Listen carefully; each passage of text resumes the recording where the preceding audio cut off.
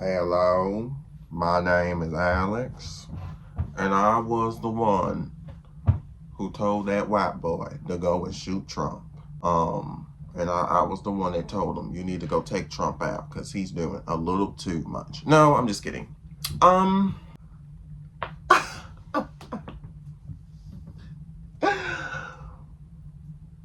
Notice anything different? I was like, dang, I haven't made a video in a good minute. I decided to make another video because I was looking at Olay and Friends, right? She's a Bahamian girly. I'm gonna call her an island gal. She's an island gal, right? From the Caribbean, I believe. And, I'm looking at her newest video where she was sitting there talking about, I believe, Dr. Umar and pseudo intellectual nonsense and American exceptionalism, right? And so we get to the American exceptionalism part, and I'm listening to the different things that they're saying, and I'm sorry, I find it to be kind of annoying, right?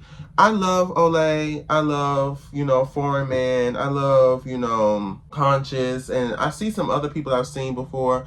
I live for it, right? At the same time, there seems to be a lot of amnesia. There seems to be a lot of amnesia coming from the African community.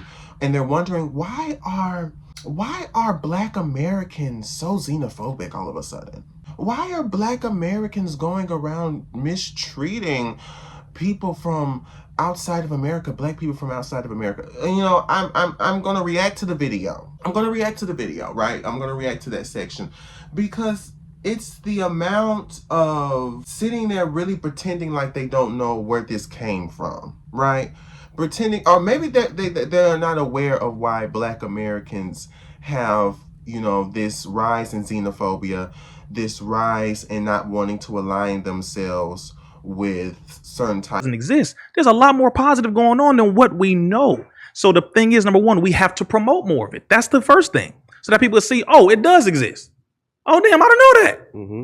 And then they'll say, okay, you know what? I guess we can, find some agreement and let's do something positive because I didn't know it could actually be done. I don't know a Muslim could sit next to an atheist and be cool, or a brother, black man, FBA, whatever you want to call it, could sit next to a brother who's from a tethered African. That's one thing I was wondering. That's one thing I was our brother Tariq. I know. Yeah, when you that's my Tariq, brother. I love Tariq. Yeah, that's coming for sure. I'm already knowing. I know Trey, like you jump right there. Go ahead. Is that divisive? You think when you hear Tariq really kind of divide Black people between immigrants and FBAs? Like, do you think that that's a useful framework to view things through? Well, first of all, no, we can't necessarily be more divided than we've been in history. I'm sorry to say that, but it's already reached its apex, its climax, the top. That's number one. Number two, I know what he's doing is primarily focusing on us here because that's what we need to do. It's focus on our people here before we go help other people. So that's number two. Number three, it can be divisive if we focus more attention on pointing at the differences rather than the similarities. And that's with anybody. That's not just with Tariq and myself and you. That's with anybody. We got differences. Yeah. That's a fact. Fried chicken versus Jollof. Yeah. Stop playing. Exactly. Right? But it's a cultural thing to it. And it's like, I don't care for either too much, but that's something that could be, we'll see. And it's like, okay, it's the comedy side of it now. Okay, now it's like, okay, cool. People get into that, but then you have others who say, okay, well, you have different things that you eat or dance or music or cultural paintings that reflect what we have over here too. Okay, so we can just find more things that we have in common. It's just that simple. So it can be divisive. That is a fact. But we need to focus more on what brings us together and unites us than what separates us. And I see Tariq do that too. That doesn't get promoted as much, where he does. Oh yeah. Let's talk about the connections we have, because we have a connection to the motherland. Do you think Tariq's right that only the foundational Black Americans should participate in the hypothetical reparations?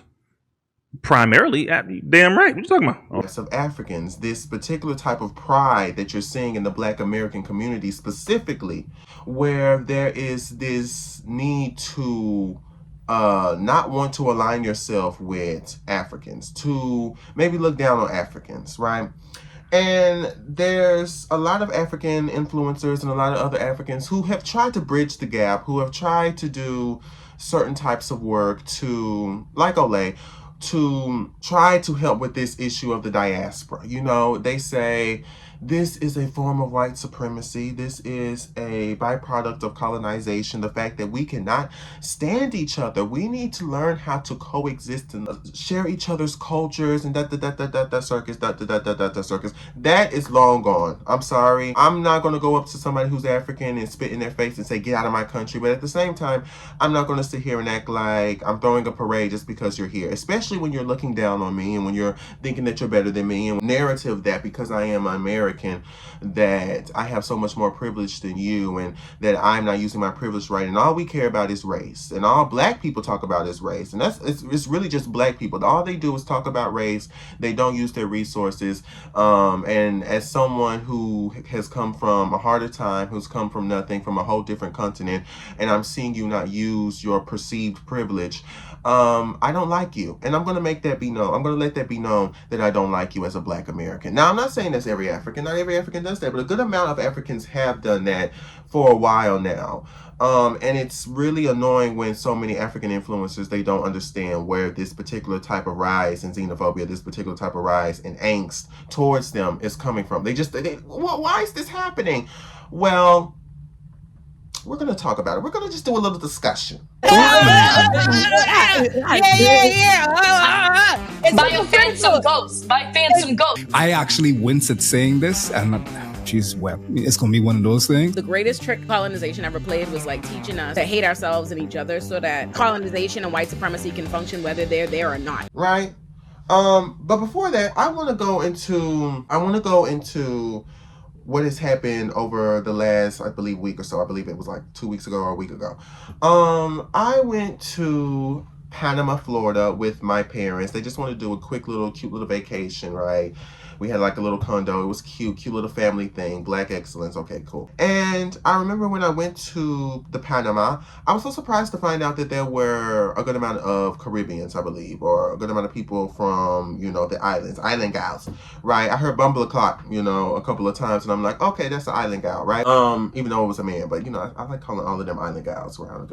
And then when the way that the building is set up, it's like everything's connected, like it's like a strip. So you got this condo here, you go down, you got this condo, then across the street you probably got like a beach stores where you can buy merch and you can buy swim gear and you can buy all types of stuff. And so I went with my mom to go across the street all the way to this store where you can get like different things for the beach and different things for the events around the area.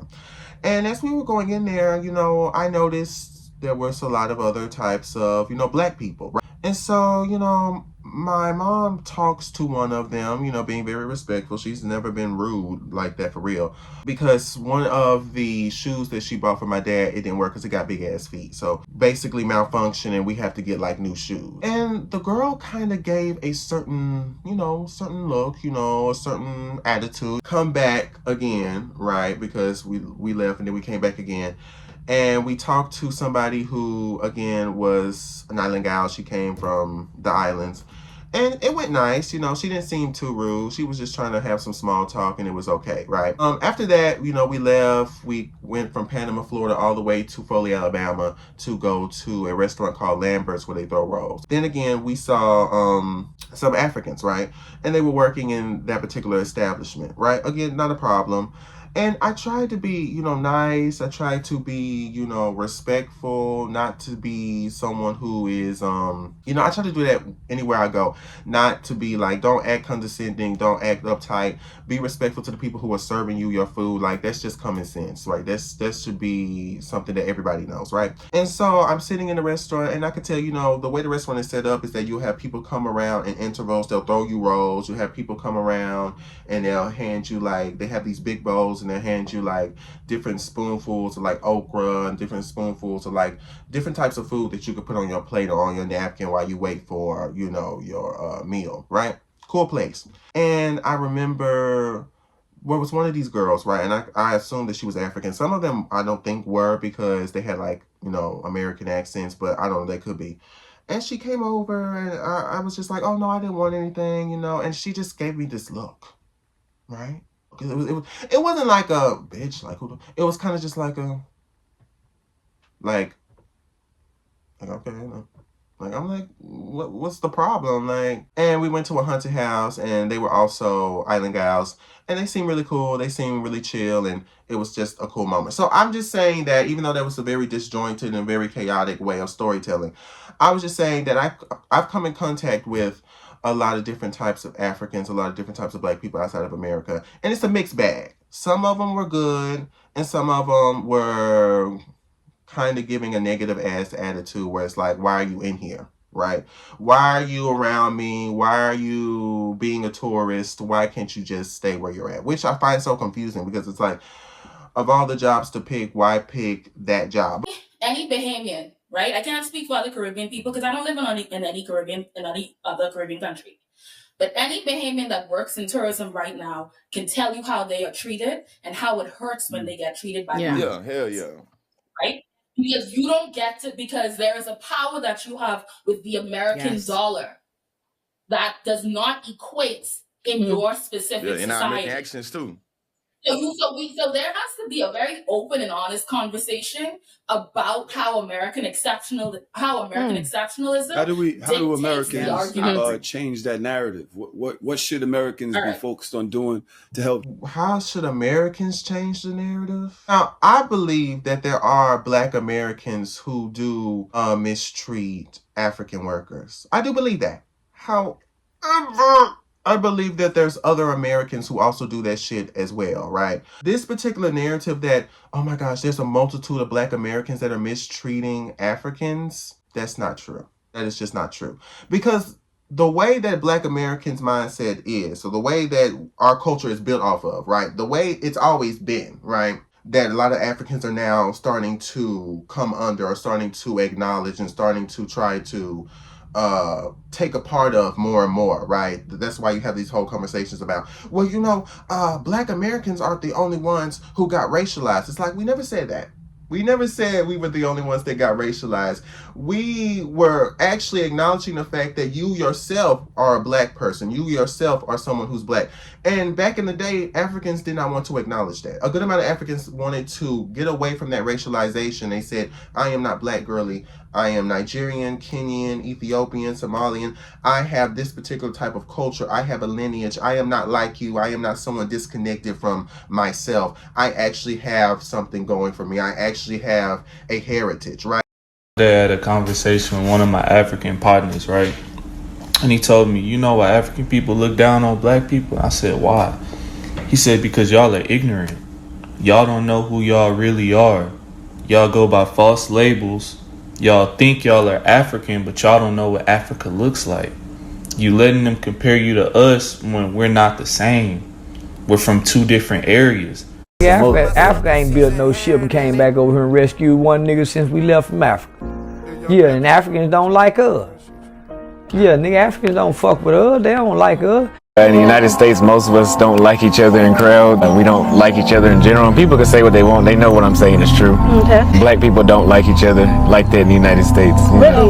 Yeah, no. We're actually taught to not like Africans. Africans are taught to not like us, from what I've heard.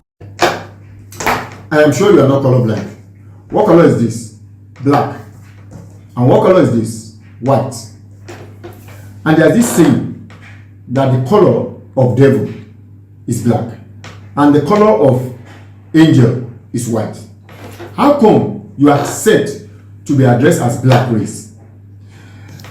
Like you said, you are not colorblind, right? I am an African, a Nigerian to be specific. This is my skin. The color of my skin, what color is this? You're surprised. It has no relation with this. Definitely. And now, as time has gone by, as things have changed, you know, different ways we identify Black culture, different ways we identify the Black identity. Now, more and more Africans are wanting to say, "Oh, I'm Black. Yeah, I'm Black. I'm Black. I'm Black. I'm Black. You're not the only one who's Black." And I've just noticed this transition. And so it's funny when she says we need to have an honest conversation, because we do need to have an honest conversation about how, yes, there are Black Americans who mistreat Africans, but there's also been a consistent hatred and resentment that's been coming from Africans towards Black Americans. And somehow they don't want to acknowledge that. They want to just assume that the xenophobia and the hatred and the anger and the annoyance that is coming from Black Americans just came out of nowhere. We just decided to indulge in this idea of hating people simply due to the fact that they're African out of nowhere. We just woke up one day and we said, we don't like you because you're from a different country, you have a different culture, when a good amount of that hatred, not justifying it, by the way, I don't think it's right to go around and mistreat anybody, especially if they're working in those type of jobs, because I know what it's like to work in those type of jobs where you're having to serve people, you're having to do a lot of different things for people. So I'm not justifying it, saying that it's right, but I'm just saying that there's a particular type of reason why that is happening. And that's because for years upon years upon years, Black Americans were being mistreated by Africans. A lot of Africans knew that we had to create our own culture, knew that we were disconnected 100 years ago from their continent, knew that we had a whole different type of setup in the America, right, in the United States of America, and they decided to throw salt in the wound by saying that we don't have a culture, we don't have a heritage, we don't have any. This is some of the things that I've heard from trolls online, but also from different types of influencers.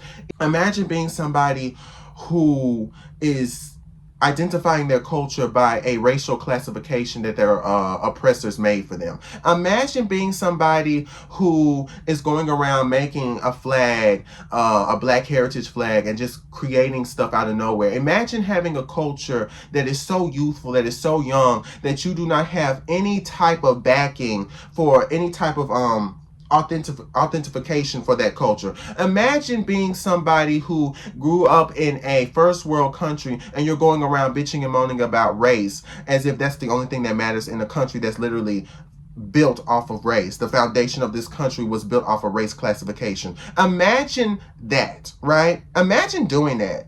Are you not embarrassed? Are you not embarrassed, Black Americans? Do you not feel bad? LOL, it must be sad the way you guys act. It must be annoying to constantly be in a country that gives you so much and yet you do so little. Imagine that, right? That's what they've said for so long.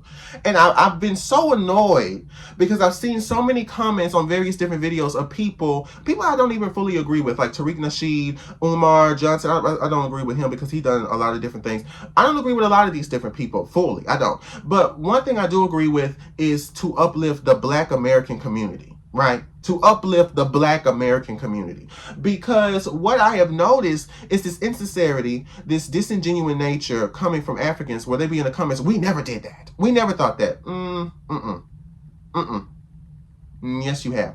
We never said, no, you have, baby. When we were saying African American, and now people are going away from that particular type of terminology, right? Because Jesse Jackson made that back in the 1980s, I believe. When we decided to say African American, and we were deciding that we wanted to be closer to the African community, when Akon, I believe, said, Black Americans, come to Africa, come help build Africa. And then we found out that his ass was just a scamming motherfucker, just like almost any other Black billionaire, even in fucking America.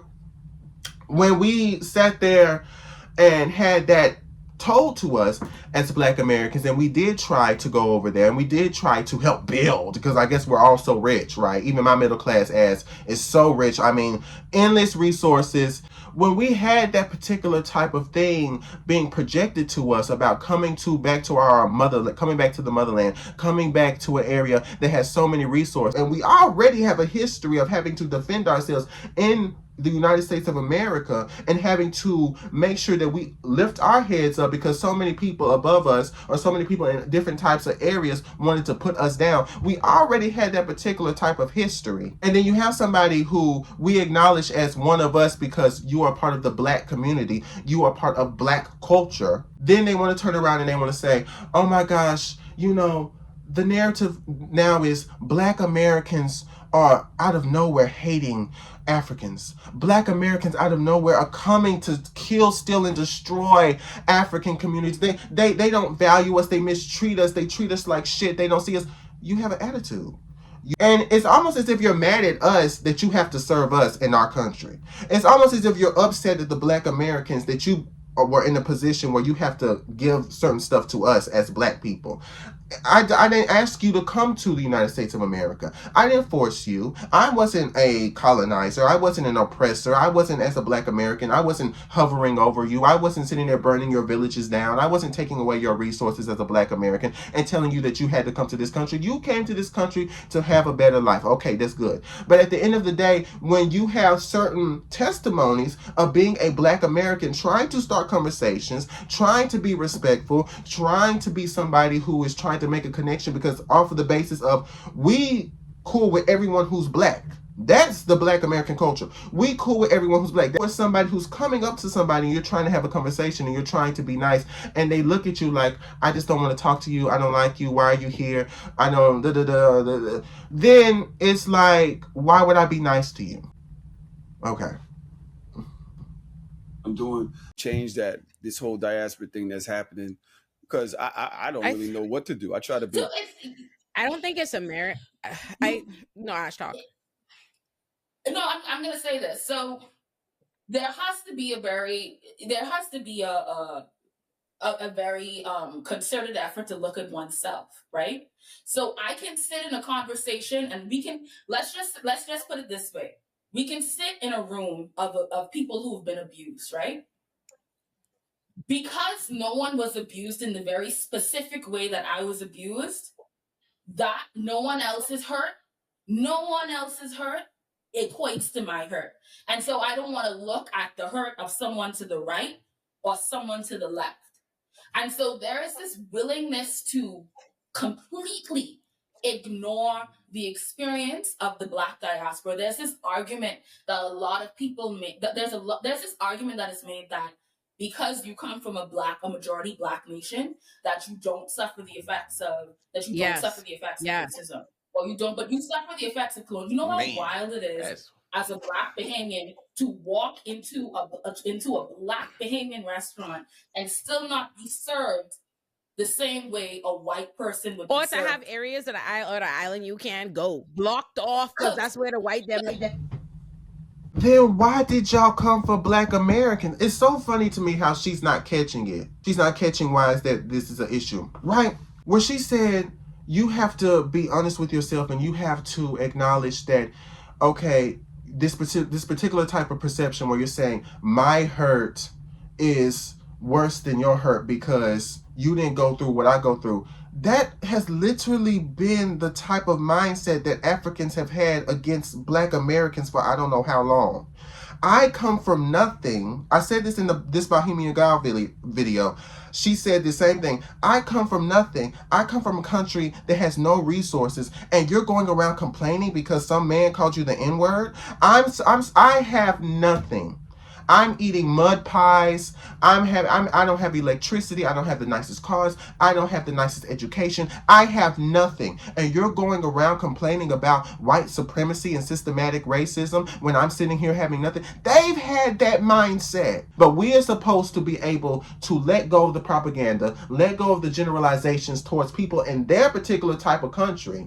It's so funny because even though this is a different person, in this Bohemian Gal video, she said, this is funny, I've come from a place, and she's from the Bahamas. I come from a place where we have Black billionaires, and we have Black people who have so much money, and we have Black people in high places, and we have Black people, most of the people in my community, most of the people in my politics, most of the people who have positions of power are Black. So it can be done. I just don't understand why Black Americans are going around complaining about systematic racism and going around being lazy. So it's funny now to see this particular type of perspective from somebody else who I believe is also from the Bahamas, right?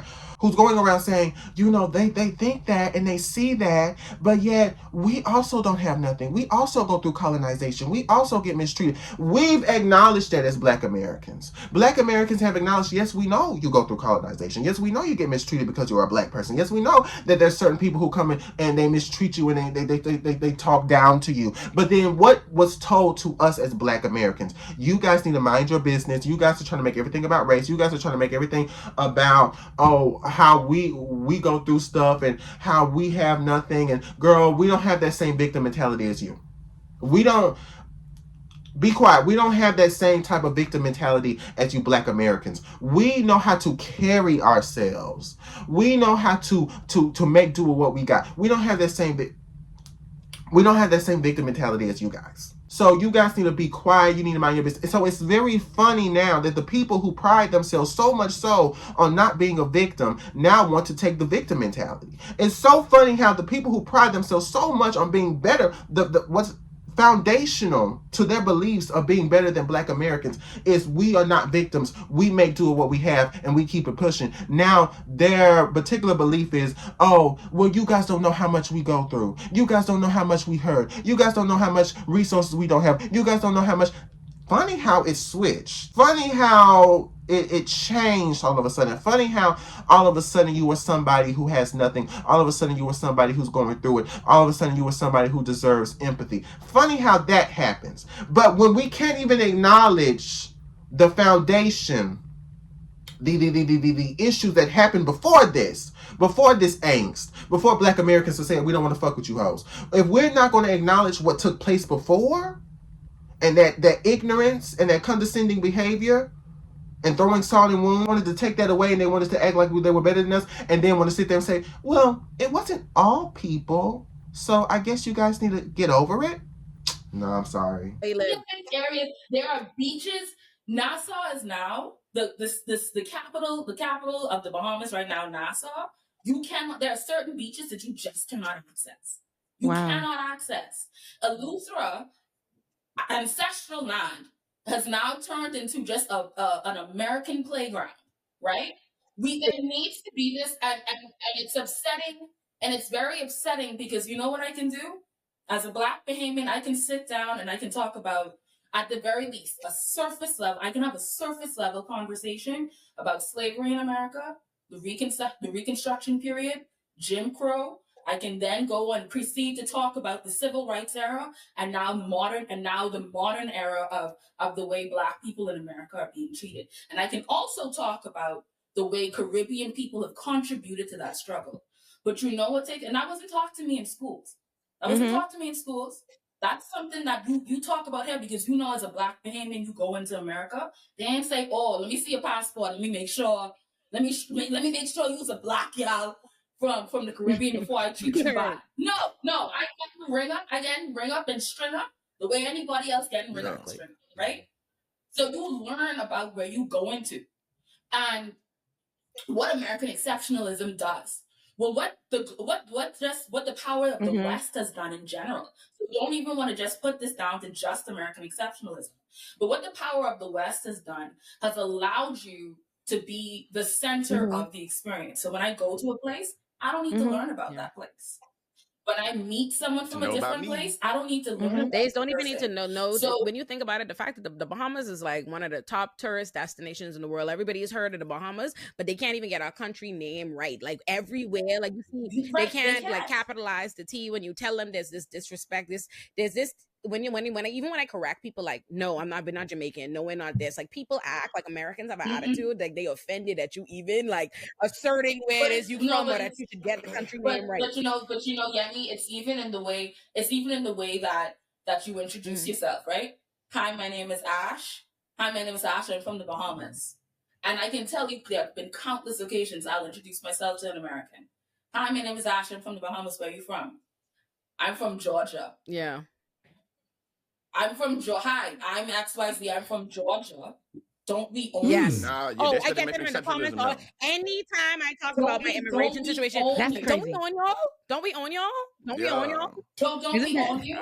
They don't understand why Black Americans act like that. Again, I can't stress enough that it takes two to tango. And so in this diaspora war, this diaspora issue that we're having right now that's bubbling up and spilling over, the reason that somebody may say, a Black American may say, oh yeah, I'm from the States, is because so many Africans have acted like they was better than Black Americans. Again, if you can't acknowledge that, since you know, so many of you guys know so much about our history, so much about our culture, as she said, and what we gone through as Black Americans, which I find so peculiar because there's so many of you know so much about our issues as Black Americans. Why are you then going around acting confused on why we may identify our ethnicity by our race, why we always talk about race, why we say Black culture, Black community? Why are so many of you, now, that may not be her, but why are so many Africans not educated on those particular types of differences in the America, and restructure so many things that are already taking place in this country and make it seem that Black Americans are now putting their foot down and saying enough is enough. You're not going to talk shit about me. You're not going to belittle me. You're not going to sit there and try to convince me that I am nothing. It was already annoying and exhausting that the white people did it, but now somebody who looks like me is doing it, and then want to flip the script and say,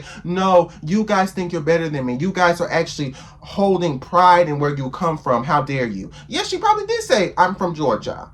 Atlanta. Yeah. I'm not saying we don't have issues here in Atlanta, Georgia, but I'm from Atlanta, Georgia. Yeah. Yeah. Yeah, I own several businesses. Yeah.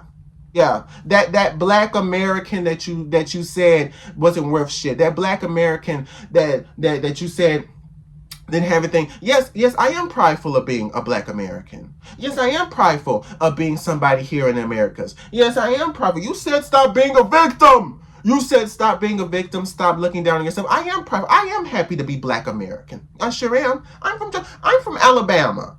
I'm from Alabama. I'm from Mississippi. I'm from New Orleans. I'm from Chicago. Yes, that's where I'm from. Yeah. Because what Africans have done, and this is another thing they don't acknowledge, I've said this in my other video, they like to bounce in between. They have the privilege, since we want to talk about privilege, they have the privilege of being able to take on the Black identity, right?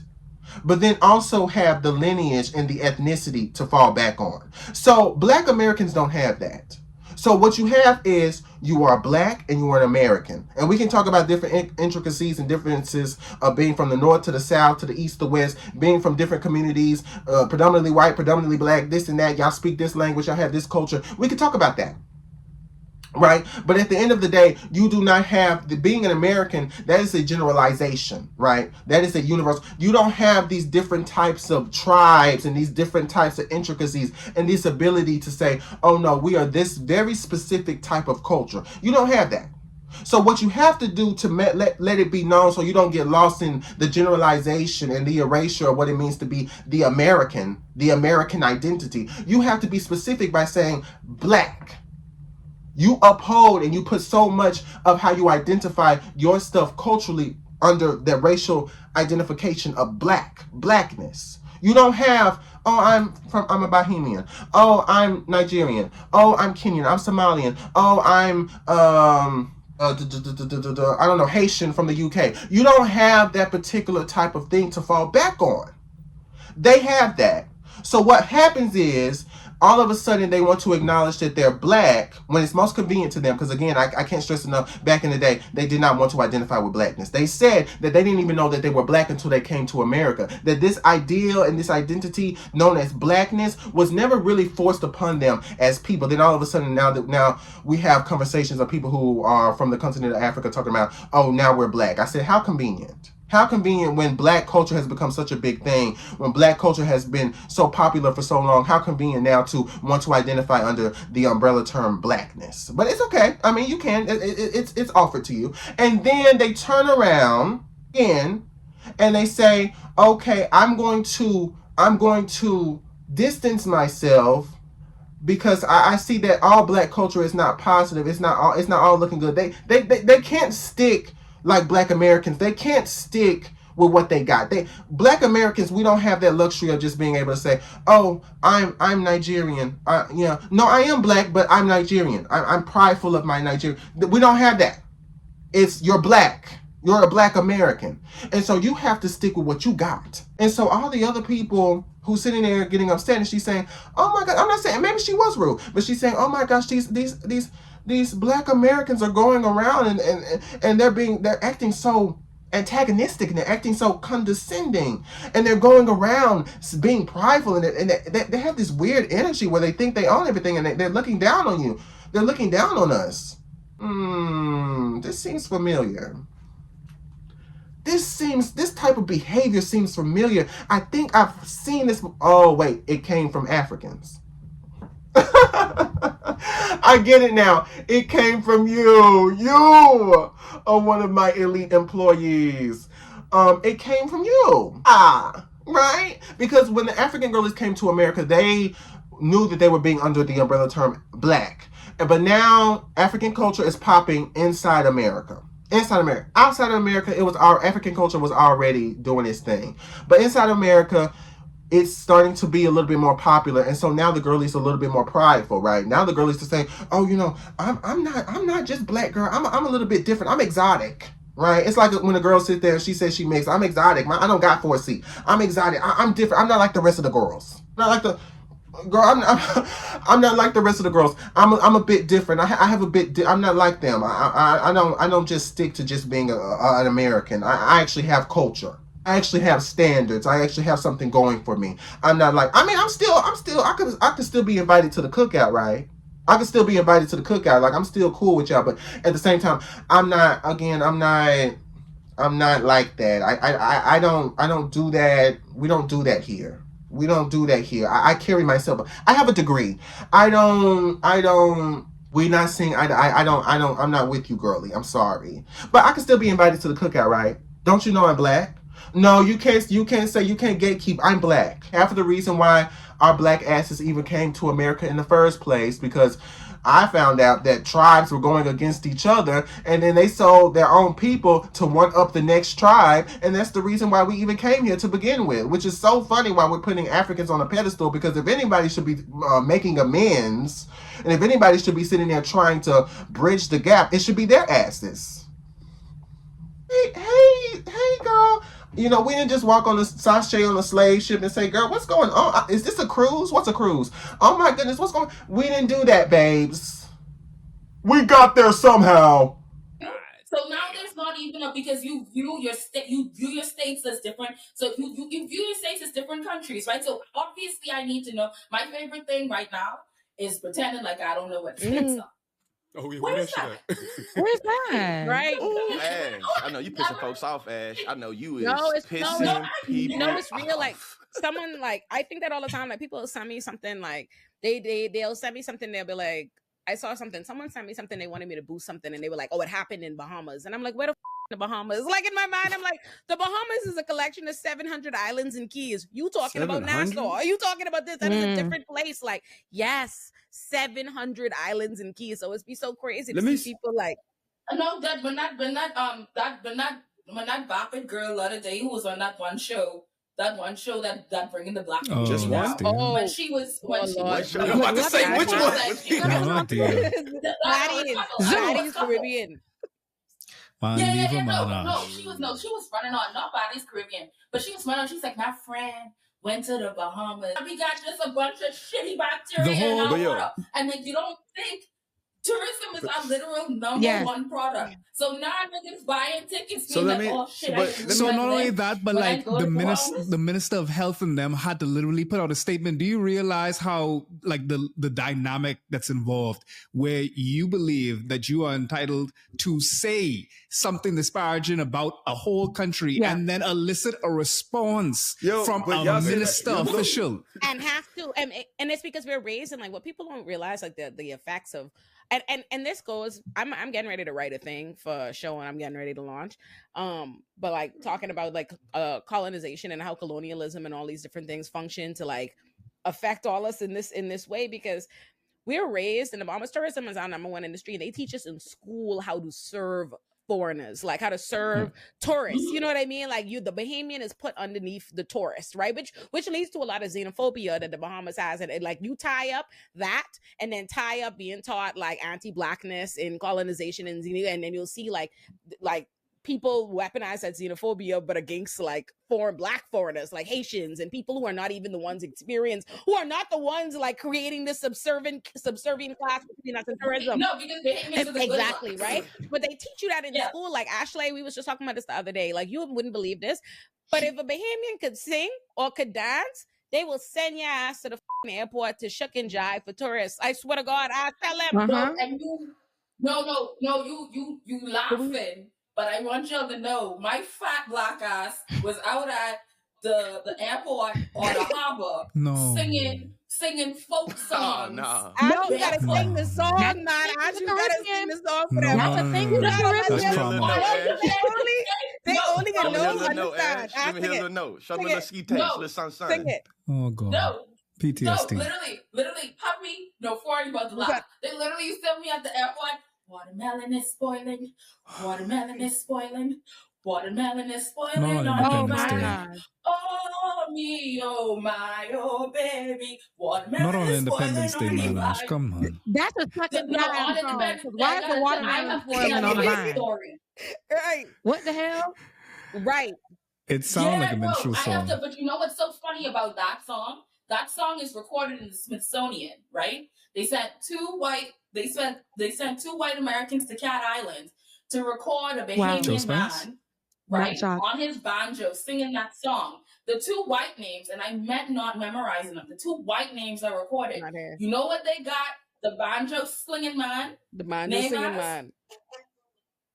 No man. Golly, damn. That's Joe Spence's song though. I'm positive that's Joe It Spence. be like the thing that I find frustrating to what Ashley was saying, and I honestly, Ashley, you put that so much better than however it felt. It's like you're forced, especially like as an immigrant, you have to know everything but America. I know I am a literal expert in American American history, like degrees, all this. You know all of this, and then people who don't know, they don't even know your country's name. They don't know shit, have the nerve to think that they could speak to the Black experience or the lack thereof, tell you that you don't know colonization, that you don't know racism, that you don't know this, that this isn't your experience. That is infuriating. And like, they don't see it. Like, I'm like, you are from a world superpower. You're from a world superpower with a... Hold on now, Ole. Hold on. Now, there are some Black people, Black Americans who have said, like, you don't know about racism. You don't know how bad racism is. Now, colonization, I don't think I ever heard many Black Americans. Now, there's some who probably had the audacity. I don't think I heard many Black Americans go around and say, you don't know anything about colonization. I think most Black Americans know that people around the world got colonized. It's very frustrating because being an American, you're often... it's really weird. People put you on such a pedestal because she's about to say that you're literally you're part of a world power. You literally are part of a country that's one of the biggest, most influential aspects of the world. You know, the propaganda of being an American is being told how you are better than everyone else and everybody else is a third world country and they have nothing and that's why they're coming over here. And so it's very interesting how that's used as kind of a way to say, you guys have so much, you guys are basically put on a pedestal, but at the same time, why don't you know enough about my issues as a Caribbean or as a Bahamian or as a Nigerian? Why don't you know so much about the issues of somebody in my country? Well, you just said that we are so self-absorbed. We are so we are put on a pedestal. We have so much going on for us. Why would we worry about people outside of our country? You know, and it's very frustrating because she said, you know, when we came to America, we have to know so much about America. I say, yeah. When you have a lot of Black Americans who went over to Africa, there was a lot of Africans saying, well, girl, it's not America. It's not America. You're going to have to understand that there's cultural differences. You're going to have to understand that there's different things going on. And I agree with that. If you are American and you're going to a different country, you're trying to live in a different country, you're going to have to understand that there's a different culture, a different way that they do things, a different way that they carry themselves.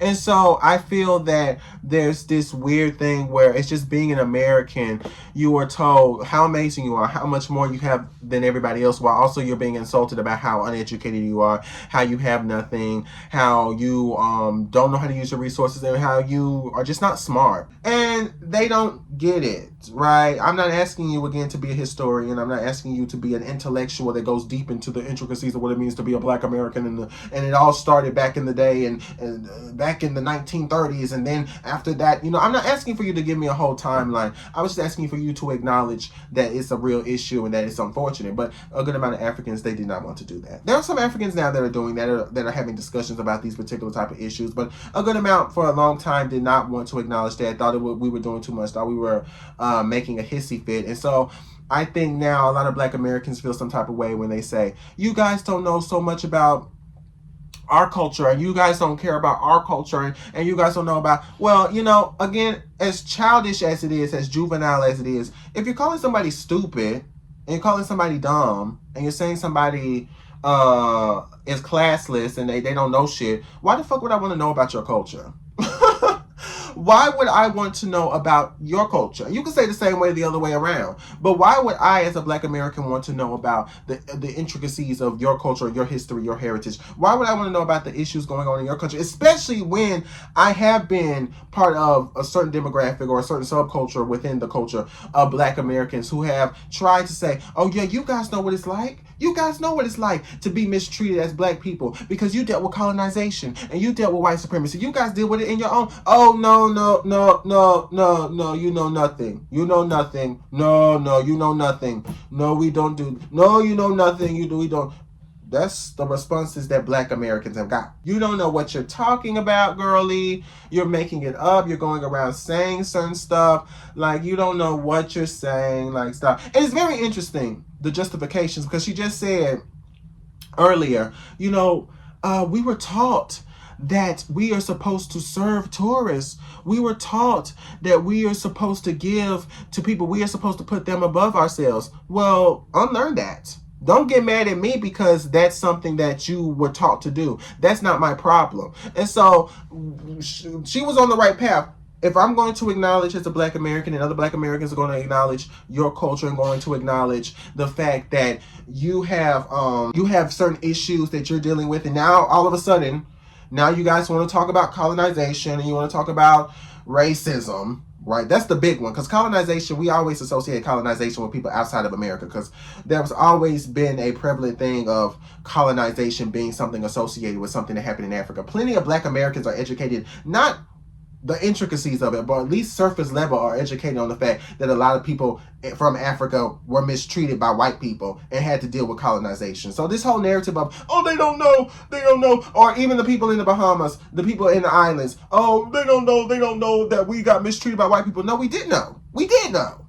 But what was your response with the way that we had that conversation? What was so many of your response? Not saying Olay, not saying the foreign man, whatever the fuck, not saying any of them, but what was so many of the responses when we did call action, when we said, how are you going to come for us for talking about systematic racism and talking about white supremacy when you yourself know what it's like to deal with white supremacy? They said, girl, shut up, you're an American. You're an American, you don't know what you're talking about. We don't deal with that here. Yes, we had colonization, yeah, but we don't deal with that here. Now the narrative is switched. Now it has switched.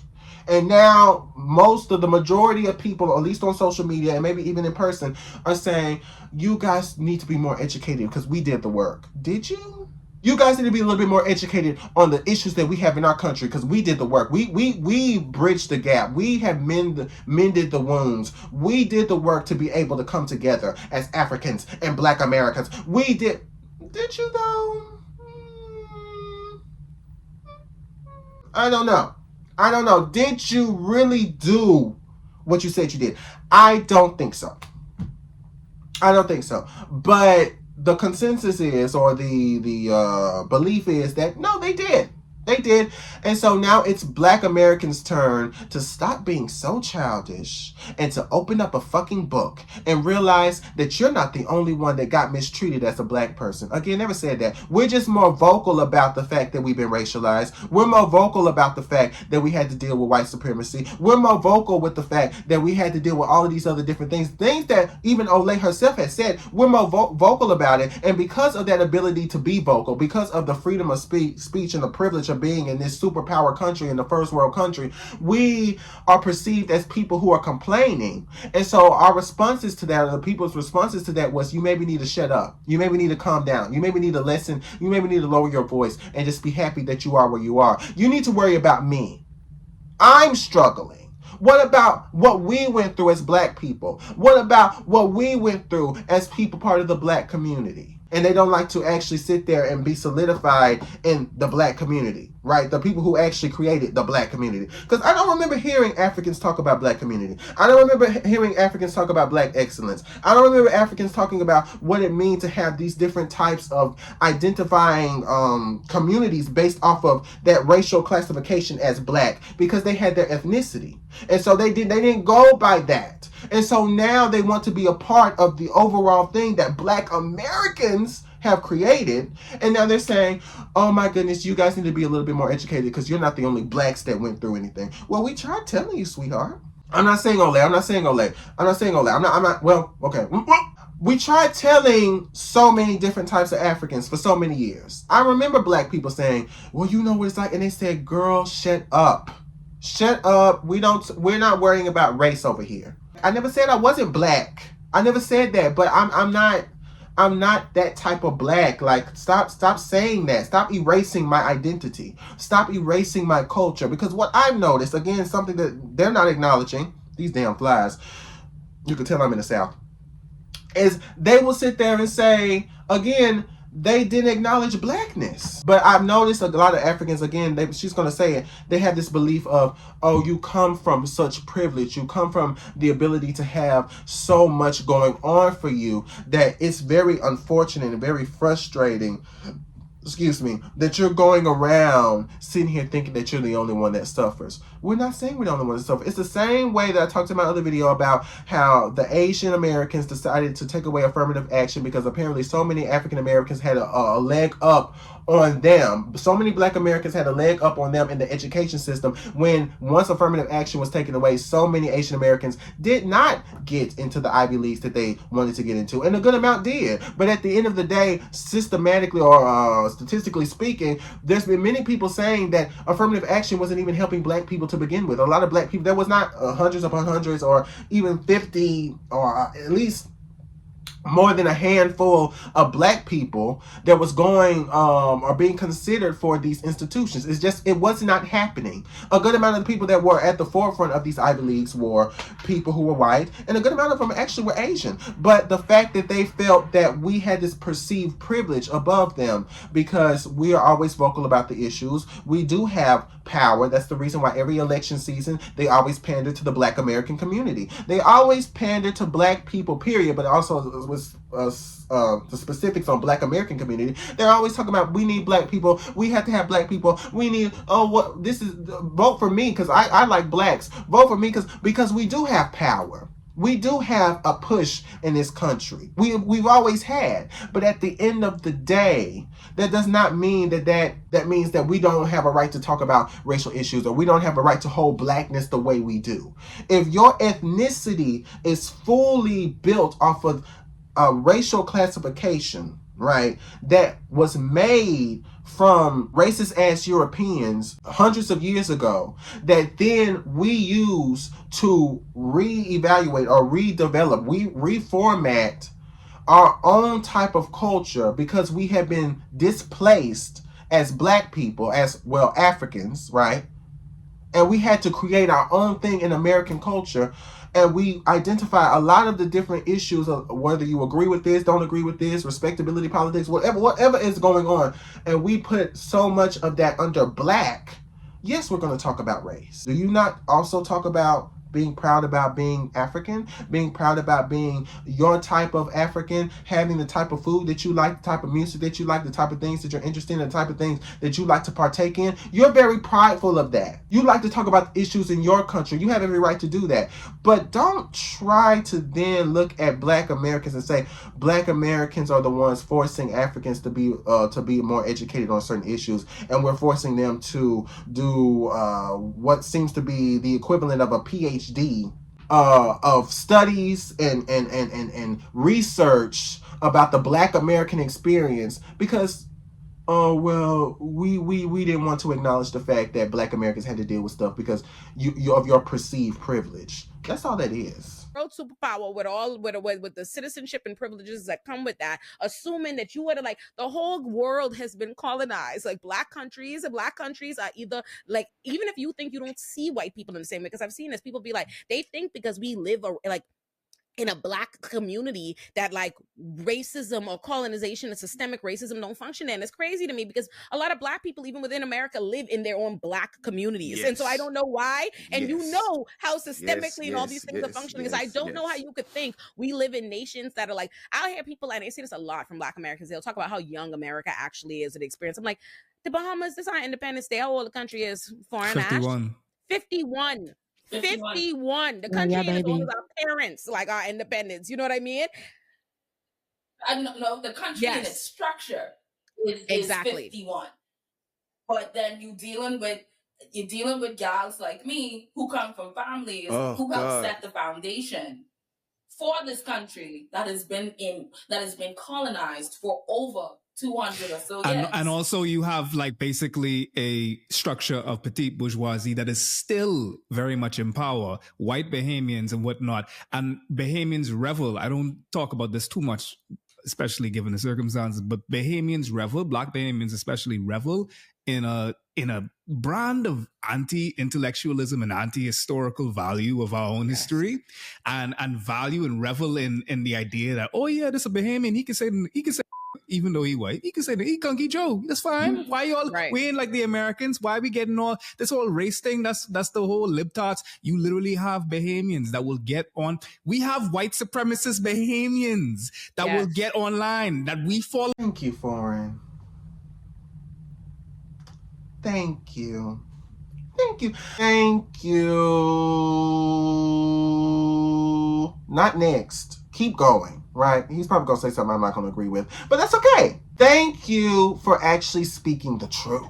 I'm glad that they're exposing the issues within their own areas, within their own culture, because I swear to God, I was going to disagree with this whole video or this whole section of the video, because it just seems like nobody wants to acknowledge, I would say the elephant in the room, but Dumbo been left.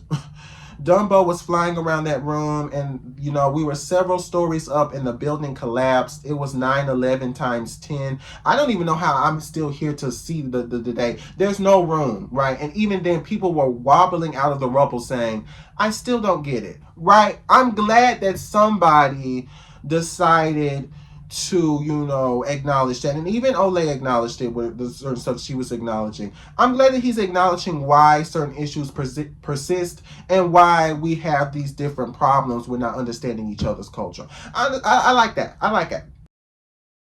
That we know of. I know Alimi them know because we already had to cut up with them already. And we'll regurgitate white. Okay, boom. All right, so Kunky Alex, we got who I go on to school with. If you're watching, you need to stop your shit before I go on boycott even harder than I did before and put you back inside the toilet when I was bullying you back in school. Because the whole fact of the matter was you still got white Bahamians that live in a particular crust above Black Bahamians, no matter whatever paucity of riches that we do have. And you will have Black Bahamians that are darker than tar itself that will still, if they have a little bit of proximity to the same petite bourgeoisie, sell whatever dark-skinned Bahamian it is and go and say, oh no, we good. But that shit right there, how bad colorism is in the Bahamas, like between colorism, xenophobia. And see, that's what I'm saying. Black Americans, and I understand they're saying, okay, I understand what they're saying, some Black Americans.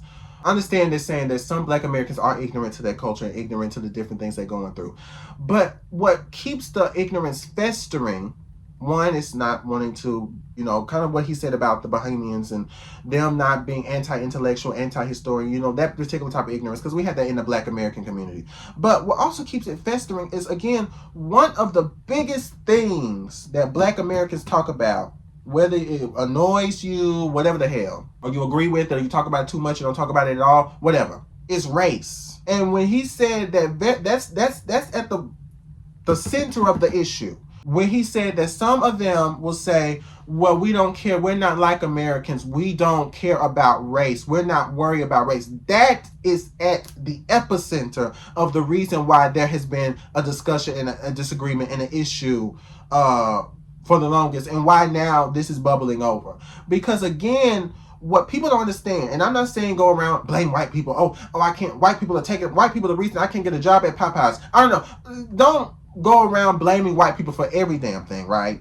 Take accountability, have some work ethic, right? But the thing that is really causing the biggest issue is if you are in a country that is built off of race. Europeans, and this is not the full intricate detailing of history. The Europeans came and they sat there and they decided they wanted to colonize the girlies, right? They at first they were the ones that were going through it because they were coming from a very ultra-religious situation and the Pilgrims, and there's so much that goes into that, right? I'm gonna let the historian girlies go into the intricacies of that. But long story short, they said, you know what, let's make racial classification.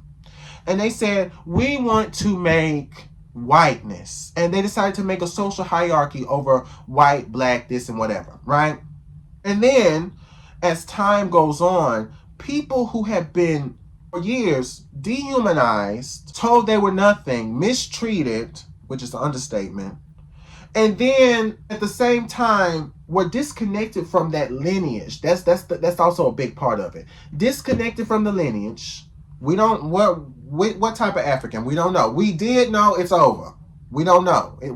We can't necessarily just take our ass all the way back to, Africa. We can't just do that. We can't just walk ourselves to Africa. And even the bourgeoisie maybe are not going over there because they're like, we might as well make it work here because we're so disconnected and we had to worry about surviving and building wealth and building capital. I don't know if we should go all the way to Africa. I don't know. Is it worth it? Will it make sense? We don't have the same values anymore. We don't know what that is anymore. And it might even feel like a stain, or it may feel traumatic to want to identify with Africans, considering that so much of that identity came with trauma and came with pain and came with being beat and being dehumanized. And so we create our own culture, right? We create our own thing. We create our own, bourgeoisie. I kind of categorize it as the NAACP versus the Black Panther movement, right? The respectable types versus the ones that are not as respectable by the optics of the media and how the white people see it, and even how other black people see it. It's like, oh well, those are terrorists, but these people are doing what's good, and that type of setup, right? And we decided that we were going to categorize our culture, we were going to identify our culture, not by the tribes, because we don't know what that is anymore, by black. The same way they call us the N-word, nigger, and we decided to change that to nigga. And then we made music with that, and we transformed our own culture, and at the epicenter of that is race. Racial identification. So there were probably black people who have been ignorant towards their culture, but what has caused this ignorance to fester, my belief, what has caused this ignorance for black Americans to not want to deal with any of that, to not want to associate with a lot of Africans, or not wanting to even care about your culture, or care about the issues that you're going through, is that there were black Americans saying, you're black. And the way we identified your issues was, you're black. So not only if you care about my stuff, I'm going to care about what's going on with you. I'm going to care about how they're mistreating you because you're black. But when Africans said we are not black, here it goes. This is the main point. When Africans said we aren't black, we are this tribe, that tribe. When they said we're not like you, when they saw that racial identification and they said that identity takes away culture, that identity is built from a lack of culture. They don't have a lineage. That identity is built from a lack of. So why would I want my culture to be erased by you putting blackness on me? That's an American thing. And there was black people saying, well, you know what it's like. You know what it's like. There's white people over there taking your stuff. That's colonization. You know what it's like. No. I'm not black. I'm not with that. No, girl, we're not. Now things have changed. Now the girlies are saying, you're not the only ones that go through racism. You're not the only ones that go through these things. You're not the only ones that have been mistreated by white people. We told you that. I'm not going to be lied to. We told you that. I remember black Americans told you that. We said that those white people over there are mistreating you. We said that those white people, a good amount of those white people, that don't make no sense to have white people take away your resources. We told you that. You did not want to listen. And now it's, okay, well, you guys need to sit there and you need to take the time to learn about our culture and take the time to learn about our issues. You didn't want to be a part of the black community, friend. Not all of the girlies was giving Olay and Foreign. A good amount of them was giving whatever they were giving. And so at the end of the day now, when black Americans say, you know what, I don't give a fuck. You're right. You're not black. You're right. You're not part of the community. You're right. No. You're a immigrant. You're this. You're right. You're not. We're not. Now it's like, I can't believe black Americans don't want to take the time to understand our issues. colorism, xenophobia, like, I mean, advanced colorism is one of the earliest. Colorism and xenophobia are some of the first things I ever knew in the Bahamas. Because, like, my daddy is Nigerian, and my family, like, actually is a real all the way back Bahamian family. My mummy's side, we are real all the way back Bahamian families, and my mummy is red and a core Bahamian like that, but I am dark, and my daddy have an African name as far as I'm concerned. My daddy's African, so I was always like, some of the first things I saw up close was the way colonization and the way anti-blackness like taught Bahamians to weaponize, to worship, like to feel like they have to serve white tourists while actively being against the black immigrants. You know what I mean? Like, and there's a difference. No, because you learn that you learn that in the books, right? So we have a social studies book that you learn that you have in primary schools. It's literally called Social Studies and Tourism Education. Yeah. That's what it's called. I forget about that, but yeah. No, tourism education. And so you open up the book, right? I will never forget it because I went to government primary school before I transitioned to private school. And so I can't speak to whether or not the private primary schools learned from this book. But I do know tourism education. So you open up the book and all the pictures of tourists you see. So I was maybe 14 when I learned that a tourist could be black. Yeah. Okay. So you open up the book and you see white tourists, and then your teacher saying you gotta be nice to the tourists because if you were nice to them, the tourists ain't gonna come back, and that would be your fault when the country can go into. So now you are asshole little child smiling at every white person you see because it can be your fault if the tourists don't come back. And that's what you were taught. That's in making it the Bahamas. In making it the Bahamas, and then transition. They have it written in our books in making it the Bahamas to teach us that Bahamians. This is in the book. I remember like this in history class. Like this is the answer to the test on the quiz. That Bahamians were lazy. That we were lazy and we were given our independence because we had nothing to value and we were lazy, and that slavery was not so bad in the Bahamas. And that, I mean, I want you to understand how deep. I actually just the other day bought a bunch of different new Bahamian history books because I was like, I'm getting sick of these Americans saying bullshit to me. I getting ready to have to make a video essay about like Bahamian stuff.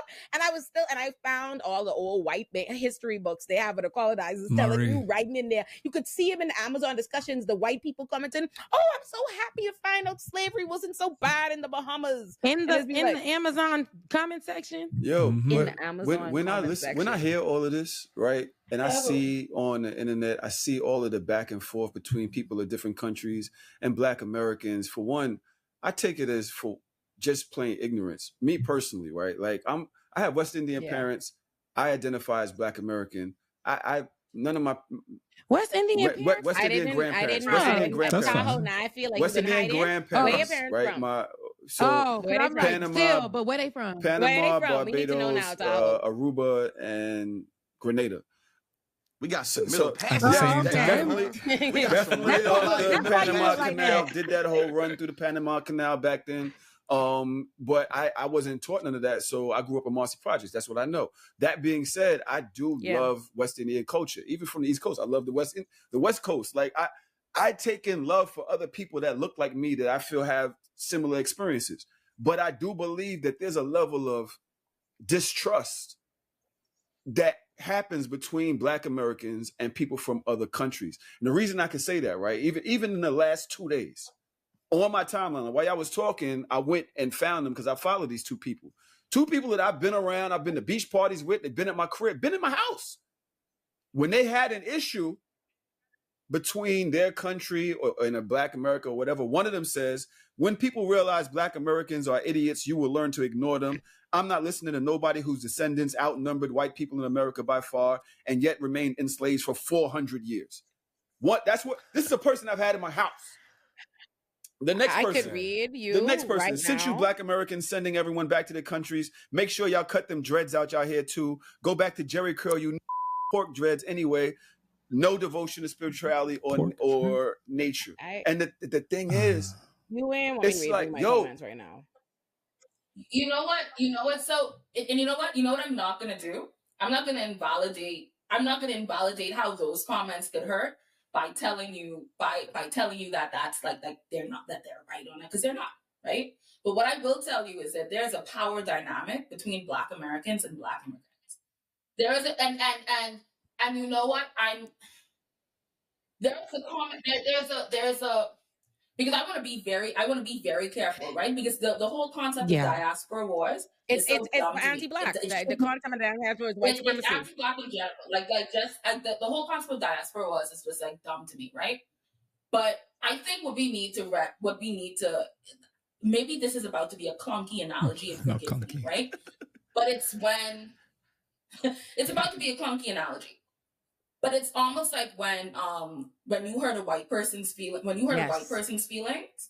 and it doesn't, and that hurt feeling doesn't equate to like political or structural hurt, right? Like it doesn't, like, so me as a black person, I hurt this white girl's feelings, and yeah, she can cry for a second, right? But when white lady hurts my feelings, that feeling equates to me behind a cell, me dead, me losing a job, me losing my reputation down the line. And I'm not saying it's right. I'm not saying that it's right to say any of those things. But I think it needs to be acknowledged at some point that before the genesis of social media, discourse, and before the engaging of these pockets of communities that we can get together in concentrated corners of the internet, before all of that, you had Black immigrants facing discrimination from all pockets of American society. I understand Yes. that. And until that is genuinely acknowledged, there's always going. If you, this is what I'm talking about. If you got mistreated, and you had so much of your shit taken away from you, and you got mistreated by so many people around the world, then why do you act like you're better than us? What is something that hurts a lot of Black Americans is culture, right? I don't think people understand how important culture is, right? Because as much as they say we have a privilege, because that's all it is haves versus have-nots. If we want to have the haves versus have-nots conversation, we can have that within the Black American community, because we already have issues with classism. Oh, I don't like you because you hood, and the issues with the way that Black American culture is being perceived right now with different types of hoodness and hood aesthetics, and people don't like it because a certain aspect of Black American culture that has always been there is now at the forefront. We've always had issues with classism. Oh girl, you don't have nothing. I have this, I have an education, I have a degree. You out there in the street, you doing this. Okay, well girl, you ain't gotta. We always had those types of issues, right? But it's so funny because that same type of issues that's happening within the community, that same type of issues that we talk about, we see so many Black people talk about in the community, they're having that, but in the diaspora conversation, that's happening at a more wide scale. That's happening at a bigger scale. And my problem is that now I guess we have so much going on for Black Americans, so much going on for the Black people in America, that now it's like, well, you guys need to acknowledge the issues that are happening with us. Why would we acknowledge the shit that's happening with you if you are sitting here throwing salt in the wound by saying that we don't have anything? They know, because people are very smart, people are very educated, no matter where you're from, people understand, people can pick up on emotion like that. People understand what is the emotional triggers of people. You know, that's why they say Americans are emotional. You know just how emotional it makes Black Americans feel when you say we don't have any culture. When you get told so many times that you were brought on slave ships, you was brought on slave ships, you was brought on slave ships, you was brought on slave ships, you had this, but then that was taken away, you had this, but that was taken away. Even when you try to dilute the history by how a lot of Black conservatives say, oh well, you know, white people were slaves, okay, Irish people were mistreated, white people in the Great Depression were mistreated, white Italians were mistreated, and of course they don't go into the fact that, again, yes, they were mistreated, but then they identified themselves with whiteness as time went on, and they weren't mistreated anymore. The same way you could sit there and have conversations about how, yes, Jewish people were most definitely mistreated. Jewish people were most definitely mistreated, but then a Jewish person in America is still a white person, and that aspect of white supremacy makes that particular type of thing, not saying that anti-Semitism is right, but it makes that particular type of existence different when you are a white person, because it's different from being a Black person. Because again, I'm sitting here having an issue with your ethnicity, but I don't know that you're Jewish just by looking at you.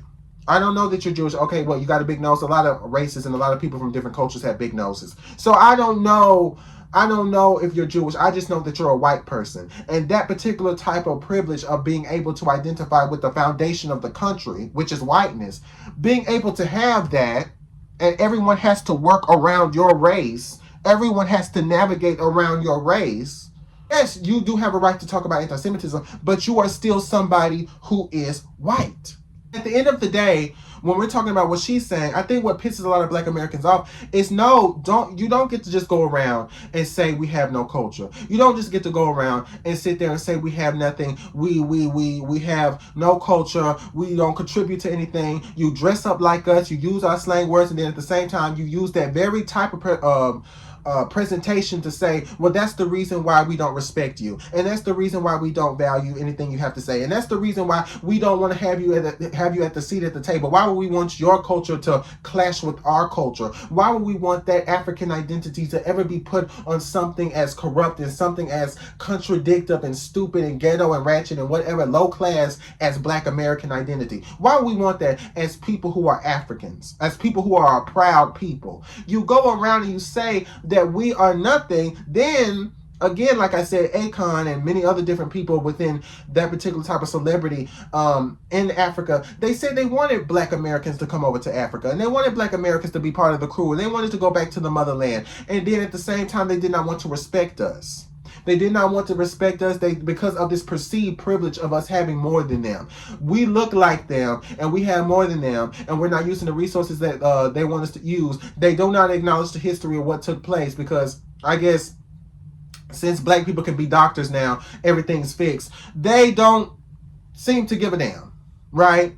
And so we need to put our pride aside. We need to put our issues aside. We need to stop being childish, and we need to sit there and acknowledge their hurt and their pain and the issues that they faced as Africans, because oh my gosh, how awful it was. Well, we told you that. We told you that white people were sitting there mind controlling you. We told you that white people were mistreating you, because it makes no sense for you not to be able to have access to your own country. It makes no sense to not have access to the different things that you have. But since we have access, right? Since we have freedom of speech, and we have the ability to have cars, and we have the ability to drive around, walk around, do different things, have access to different stuff, if we just work hard enough, you feel the need to put us down and say we are nothing, and say we are cultureless, and say we don't have anything to offer, and look at us, look how pathetic we are, and then throw salt in the wound by saying certain stuff that you know hurts the community because of the different issues that we had to deal with, and the different conditioning that has happened in generation upon generation that was facilitated by white supremacy.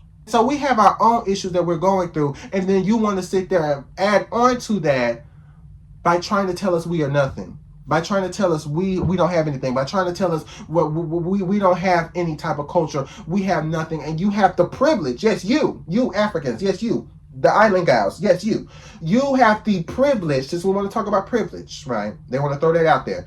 You have the privilege to constantly be connected to your culture. You did go through colonization. You did have different things that were being put upon you, but you still have a culture. When you have to start from the ground up, it's the Bahamian girlies, right? They said their country is young, and let me disclaimer. They said their country young, and they also had to deal with colonization and had to come from the ground up. But I'm talking about the other girlies too, as well. The African girlies from the continent. I'm throwing them all up in there. When you go around and you say, oh, you have your own culture, when you have your own connection to your own culture, that's a very different experience than people who had to build their shit from the ground up. And then even, again, this is a Bahamian girlie, an island gal. When you're going around and you do know what it's like, but then your people still have the audacity to look down on us and to still say shit they had no business saying, and to still say we need to shut the hell up because we don't know what the fuck is going on. And you know what it's like to have to start from the ground up. Then why the fuck will we sit there and give you the benefit of the doubt? Yeah, he feels like the foundational Black Americans are the only people who should be getting reparations, if there ever are reparations. Well, I'll say the first thing is anyone who was dealt an injustice by the United States government where it was calculated and it was intentional should receive their just due. However, we just so happen to be the number one group of people who do not receive our just due. And at that point now, it's very disrespectful. The Asians receive theirs. The Jewish state of Israel receives $8 to $10 billion off the top every year on the year since the mid-1940s, and their Holocaust didn't even happen here. Are you telling me the Chinese received theirs? Not a problem. The Italians, because you hung 11 of them off the coast, they received some too. All the rest of these people get their bag. But when it comes to us, those who built the nation, quite literally, were there other people who added certain pieces? Sure, America brought in people and forced them to do certain things. Internment camps for the Japanese, Chinese, different people, all that existed. The natives, you put them on reservations, you killed off a large percentage of them because of smallpox and blankets. General Amherst, who said, aren't you cold, don't you need blankets? And you killed off them and you said, I want to take the mineral well, take the oil, etc., etc. To this very day on reservations, they are suffering to the tune to where there is rape running rampant, crystal meth addiction, alcoholism, but we have all of this happening in the black community as well. And you don't give a damn about black folk. Why? Because they still use us as a commodity today. They still need us today in the prisons today. They have insurance policies, not only on rappers, but on prisoners today. It's all happening at this moment. So I can't acknowledge you because I'm still using you. I'm still benefiting from you. So I can't, it's a conflict of interest financially. So maybe down the line is their intention. We may give you something back.